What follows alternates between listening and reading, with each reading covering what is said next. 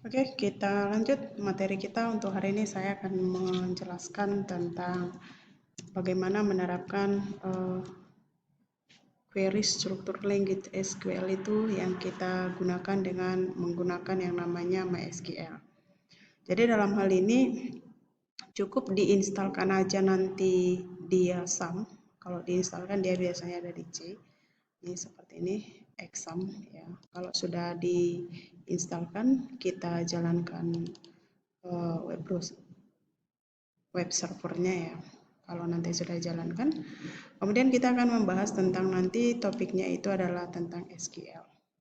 Nah, ini SQL. Jadi, kalau kita jelaskan bahwa database itu apa sih? Database itu bisa disebutkan dengan kumpulan dari beberapa tabel. Kalau kita mau lihat dari strukturnya ya. Jadi ada tabel A, tabel B, tabel C, dan sampai tabel yang lain yang dibutuhkan untuk membangun suatu sistem database. Ya. Jadi database itu tempat kita untuk menyimpan tabel di MySQL. Ya. Jika kita misalkan tabel di SQL itu adalah sebuah file dan database itu adalah folder, di mana kita bisa menyimpan banyak tabel di sebuah database. Ya. Biasanya pembuatan kita akan membuat satu database untuk satu jenis aplikasi, walaupun satu aplikasi bisa menggunakan lebih dari satu database. Namun pada umumnya satu aplikasi biasanya menggunakan satu database. Jadi kira-kira ini ya. Jadi ini database XXX, misalnya ini tabelnya database YY. Jadi nggak ada kemungkinan satu aplikasi itu mungkin database X dan dia bisa ditampilkan dalam satu aplikasi. Tapi pada dasarnya itu hanya satu ya. Jadi itu biasanya database XXX ini contohnya untuk membuat satu aplikasi X misalnya. Kemudian database YYY ini biasanya digunakan untuk membuat aplikasi Y. Kira-kira seperti itu pemahamannya ya. Nah, kalau kita sudah menjalankan misalnya web servernya sudah jalan seperti ini ya. Jadi yang kita aktifkan dari modulnya ini adalah Apache. Nih, kita start. Jadi nanti kalau kita klik dia jadi start stop. Kemudian MySQL-nya juga kita aktifkan. Tadi dari dia kondisinya start, kalau kita klik dia jadi stop, ini sudah jalan gitu ya. Nah, sekarang kita mau melihat langsung bagaimana sebenarnya struktur query-nya. Jadi bagusnya kita masuk dari command from-nya seperti ini. Nah, untuk masuk ke dalam database-nya, kita arahkan ya. Misalnya saya kembali change directory-nya, kita kembali ke C. Karena tadi sum-nya itu ada, exam-nya itu ada di C, maka saya buat cd itu adalah change directory ke sum. Kemudian kita masuk ke MySQL ya. Cd change directory ke MySQL-nya. Kemudian cd bin.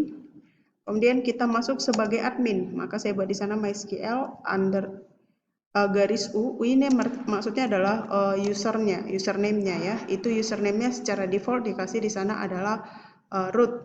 Sedangkan password itu dikosongin.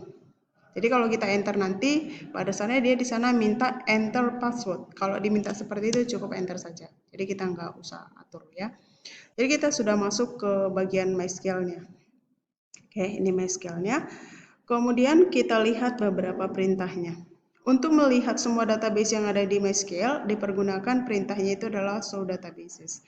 Nah, dalam hal ini, teori-teori tentang ini sebenarnya saya sudah banyak kasih di pertemuan-pertemuan selanjutnya.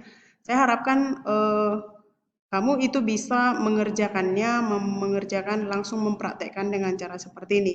Jadi nanti kalau untuk mempraktekkannya itu cukup nanti misalnya buka dari sini, nanti searching aja ya. Itu biasanya download aja dulu dia sumnya ya. Setelah kamu download, contoh kalau sudah di-download nanti ini yang sudah ada di saya ya.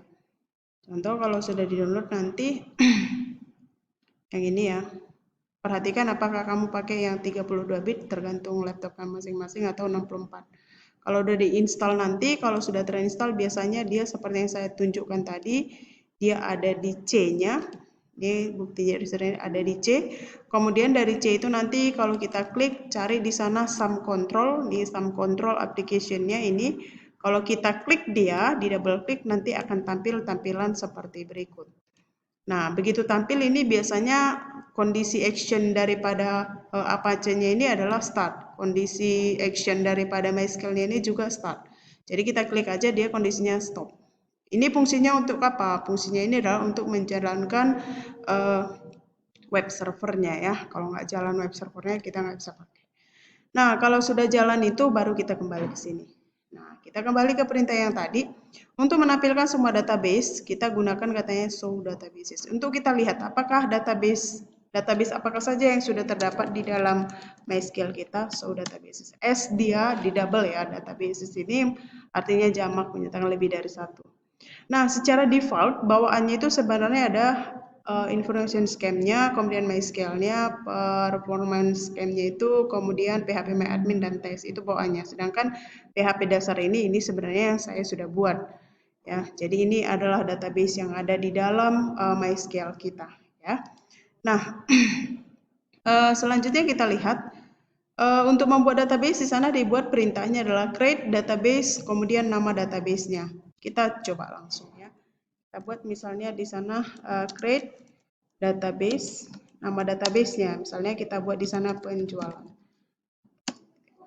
Nah, kalau memang dia sudah jalan dan benar, dia akan tampil di sana create database penjualan.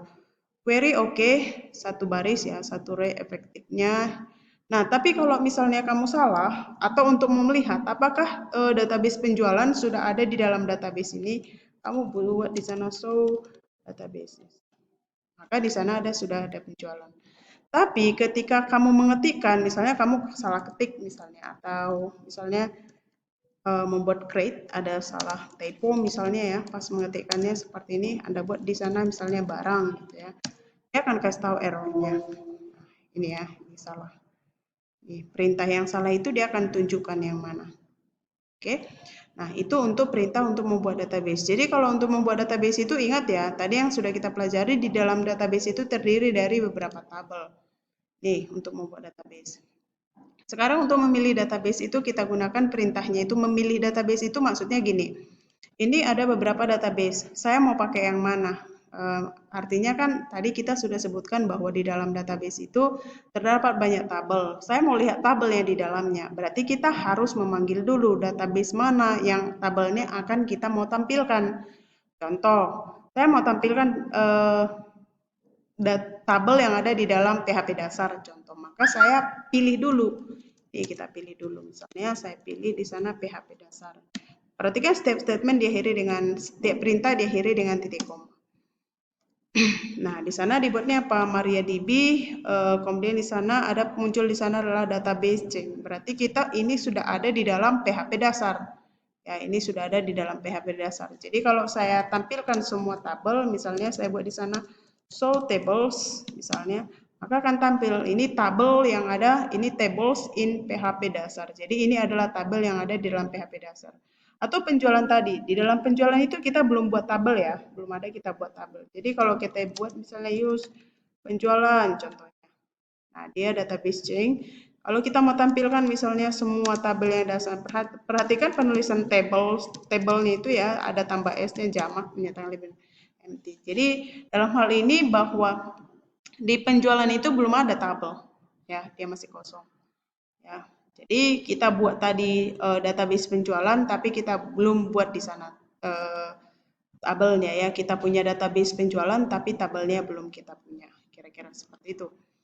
Nah, kemudian di sana untuk menghapus database, katanya perintahnya digunakan adalah drop database nama database. Untuk membuktikannya, kita drop dulu, drop database. Nama database-nya apa? Misalnya kita mau ngedrop adalah penjualan.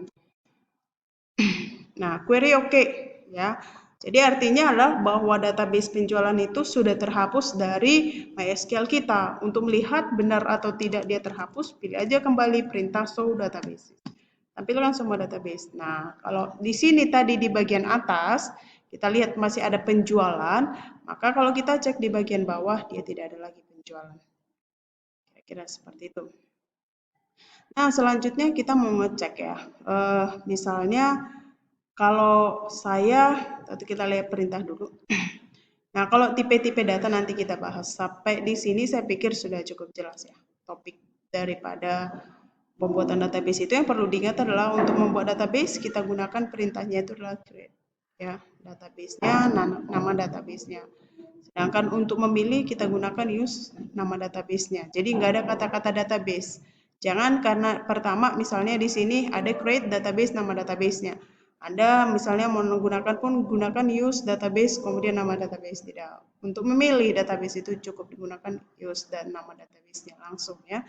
Kemudian untuk menghapus kita gunakan di sana adalah drop database, nama databasenya. Oke, kita lanjut untuk tipe data.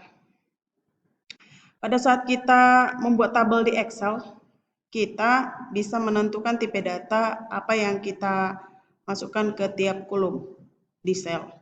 Di MySQL, kita juga bisa menentukan tipe data tiap kolom ya. Jadi gini, kalau di Excel itu kan bisa sel pertama kita isi misalnya datanya itu adalah data angka yang merupakan numerik. Di sel keduanya, di baris keduanya kolom yang sama, misalnya kita bisa isi di sana adalah data string gitu ya. Nah, tapi dalam hal ini di dalam MySQL satu kolom itu harus memiliki tipe data yang sama ya. Jadi di sini dibuatnya kita juga bisa menentukan tipe data tiap kolom yang kita buat. Jadi artinya satu kolom itu memiliki tipe data yang sama ya. Kemudian ada banyak sekali tipe data yang tersedia di MySQL, yang sederhana sampai yang kompleks ya. Kita biasanya kita dapat menggunakan tipe data sesuai dengan kebutuhan kolom yang kita perlukan ya. Nah, inilah yang disebutkan tadi ya. Jadi satu kolom itu yang dari atas ke bawah yang ini ya, mulai dari 1 sampai ini satu tipe data dia. Misalnya kalau ini adalah angka numerik berarti ini adalah misalnya integer.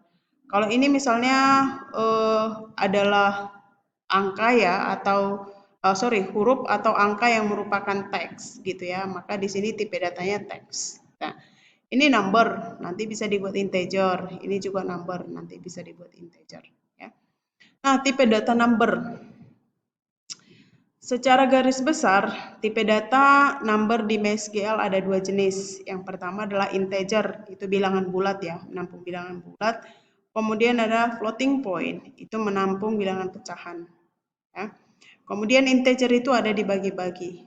Ada thin integer, ada small integer, ada medium integer, ada big integer. Sebenarnya yang bedakan itu apa sih? Nah, kapasitas daya tampungnya. Ya. Di besaran daya tampung, kalau misalnya satu variabel kita kasih tipe datanya integer, berarti minimumnya itu adalah 1 minus 128, maksimum value-nya itu adalah 127. Ya. Kemudian floating point, ini adalah untuk pecahan ya. Jadi ada dua, ada float, ada double. Ya, mungkin bahasa pemrograman yang lain ada disebut dengan real gitu ya. Ada di sini disebut untuk pecahan-pecahan itu biasanya disebut dengan float atau double. Kemudian desimal ya. Selain integer dan floating point, di MySQL terdapat tipe data desimal. Ini tipe data number khusus yang biasa digunakan untuk presisi dan scale. Data string. Jadi sebenarnya dibagi dua ya, angka, data number atau data string gitu ya. Kalau number itu nanti pembagiannya ada disebut bilangan bulat, integer, ada disebut dengan bilangan pecahan, float gitu ya. Sekarang data string. Selain number, biasanya kita sering menyimpan data di dalam tabel dalam bentuk tulisan. Tipe data ini namanya tipe data string atau teks. Ada banyak tipe data string di MySQL. Nah, ini contoh. Ada char, ada varchar. Tipe data string di MySQL adalah char dan varchar. Kita bisa menentukan jenis panjang maksimal karakter yang bisa ditampung